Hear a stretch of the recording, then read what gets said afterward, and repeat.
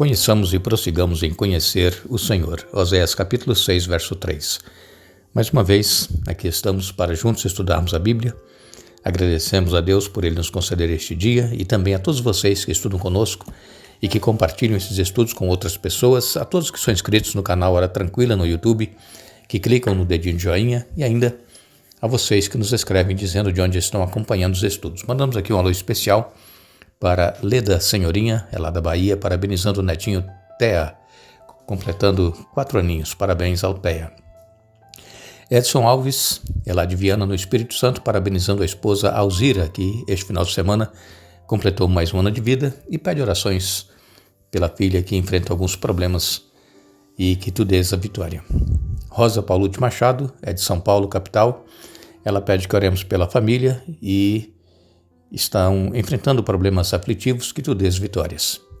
Terezinha Santana, de Povoado Juá, em Cícero Dantas, na Bahia, pede orações pelos filhos, os que já são crentes e aqueles que ainda não são, e para todos com os quais ela compartilha os estudos. Sangóis, é da igreja de 31 de março, em São José dos Campos, em São Paulo, pede que oremos por todos da igreja em 31 de março. Jandira Alves, é de Maringá, no Paraná. Também Elaine Melri, de Maringá, no Paraná. E todos os demais que nos escrevem, nós agradecemos e mandaremos sempre alô para vocês. Iremos orar. Bondoso Deus e Pai, nós aqui estamos em Tua presença, nós te agradecemos por esta oportunidade, te agradecemos por este dia. Pedimos que estejas conosco neste momento em que vamos estudar a Tua Palavra, que Teu Espírito Santo fale à nossa mente, ao nosso coração. Pai, ajuda-nos a entendermos, colocarmos em prática em nossa vida. Pedimos uma bênção especial para o Thea, que está completando 4 aninhos hoje. Abençoe também a Alzira, que aniversariou o final de semana. E abençoe também a filha da Alzira e do Edson, nos problemas que tem enfrentado, que receba vitória, Pai. Pedimos que abençoe também a Rosa Paulute Machado e a sua família. Estão enfrentando problemas aflitivos.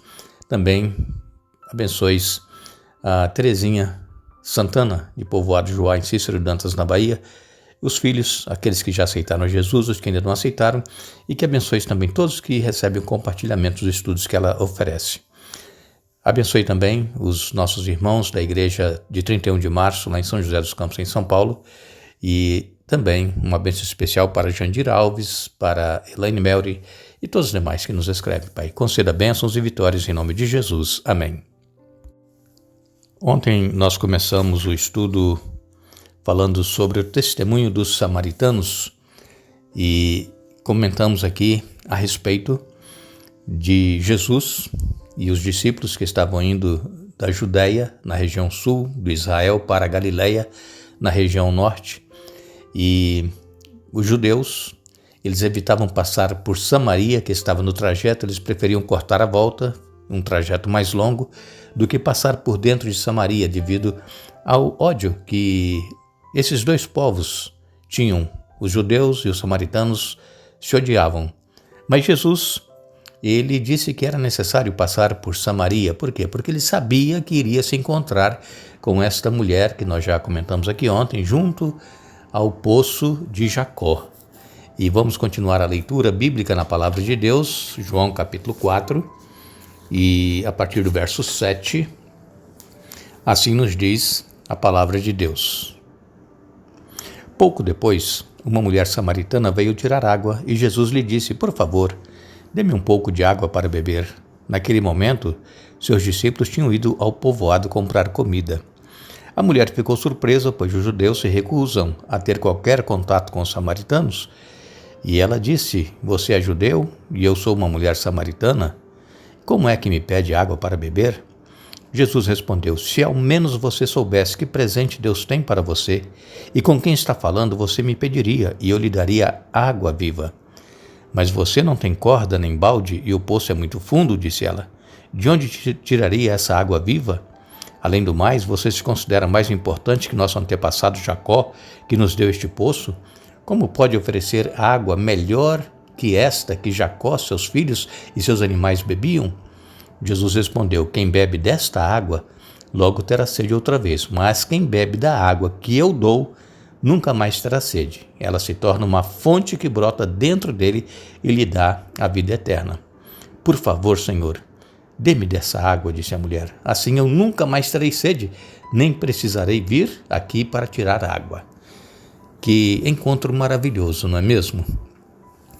Como nós dissemos ontem e que está registrado aqui na Bíblia, João capítulo 4, a mulher, ela preferia ir buscar água no poço que ficava mais ou menos a 1,5 km de distância de onde ela morava. Preferia ir ao meio-dia, na hora que o sol estava mais quente. Por quê?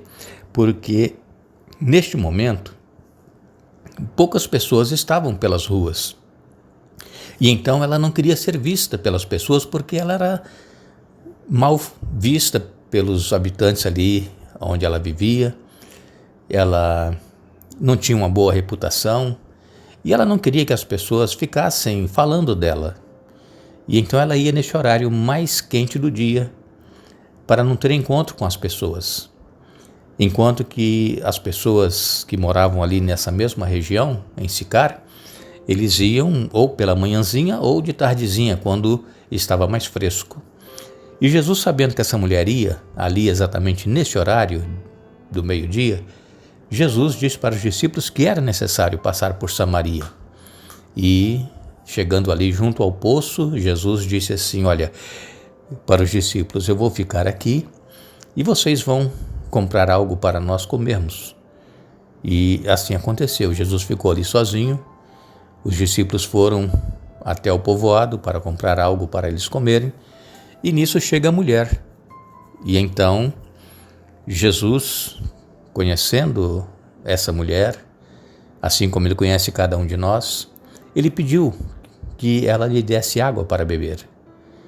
E então ela disse assim: mas eu sou uma mulher samaritana, você é um judeu, como ousas pedir a mim água para beber? Porque eles não se falavam, né? Ainda mais, não era bem visto um homem conversar com uma mulher assim em público, ainda mais essa samaritana, que era mal vista. Então, Jesus, ele disse assim: olha, se você soubesse quem é que está te pedindo água, você lhe daria. E então, se você pedir, eu posso te dar a água da vida. Mas aí ela falou assim: olha, mas você não tem balde, você não tem corda, o poço é fundo, como é que você vai tirar água? E então ela disse assim: mas você também se considera mais importante do que o nosso antepassado Jacó, que nos deu esse poço? Os filhos deles beberam dessa água, os animais deles beberam dessa água. E aí Jesus disse: olha, quem beber dessa água voltará a ter sede, mas aquele que beber da água que eu lhe der jamais terá sede. E então Jesus transporta aqui a conversa da questão física, não é? Da água física para a água espiritual. E Jesus leva o diálogo aqui com essa mulher para uma outra direção. Por quê?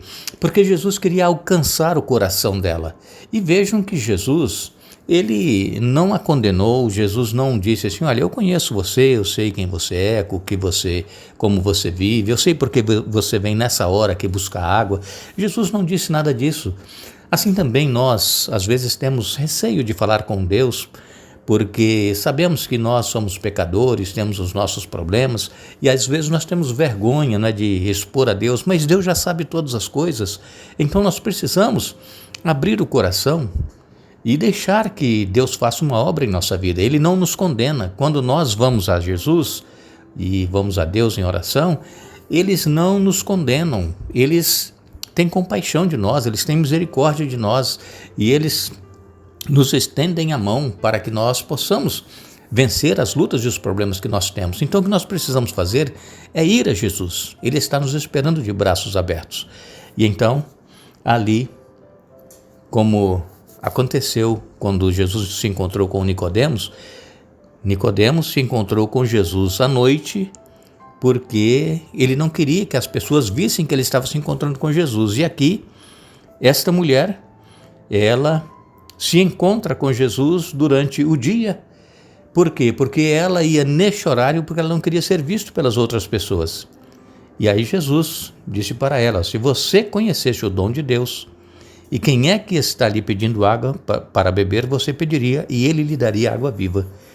E então, nesse diálogo, né, ela disse que ele não tinha como tirar a água porque o poço era fundo, mas Jesus aqui, ele estava levando esta mulher para o que está escrito lá em Jeremias no capítulo 2 e no verso 13, o profeta Jeremias escreveu: pois meu povo cometeu duas maldades, abandonaram a mim, a fonte de água viva, e cavaram para si cisternas rachadas que não podem reter águas.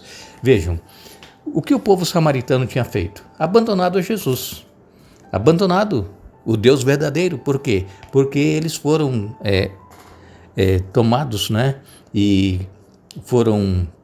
se tornaram cativos dos assírios, e eles então se misturaram com crenças pagãs e com deuses pagãos, e eles abandonaram a Deus, abandonaram a fonte de água viva e estavam cavando para si cisternas rotas, cisternas rachadas que não retinham água.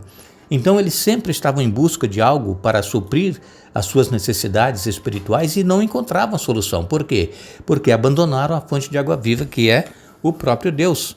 Também, neste contexto aqui, Jesus estava falando o que está escrito em Zacarias, capítulo 14, verso 8, que diz assim: naquele dia fluirão de Jerusalém águas que dão vida. Metade das águas correrá para o Mar Morto e metade para o Mediterrâneo. Fluirão continuamente tanto no verão como no inverno.